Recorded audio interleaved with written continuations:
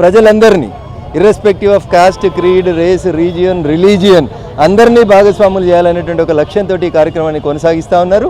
సహకరిస్తున్నందుకు భావి భారత పౌరులైనటువంటి విద్యార్థిని మిత్రులకు, ఉపాధ్యాయ సోదరులందరికీ కూడా కృతజ్ఞతాభివందనాలు తెలియజేస్తూ, ఎవరైతే 15 ఆగస్టు రోజు జాతీయ జెండా ఎగరేయడానికి నిరాకరిస్తున్నారో వాళ్ళని దేశద్రోహులుగా కూడా ప్రకటించాలని భవిష్యత్తులో భారత ప్రభుత్వాన్ని ముందు ఒక అప్పీల్ నుంచబోతా ఉన్నాం.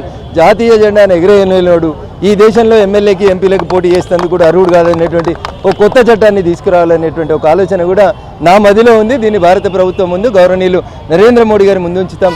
ఖచ్చితంగా ఈ దేశ హితం కోసం Bharatiya Janata party is a party with difference అని చెప్తాం. Nation first, party next, individuals last అని చెప్పేటువంటి పార్టీగా ఈ దేశ హితం కోసం ఏం జరగాలనో అవి జరగాలని కోరుతాం.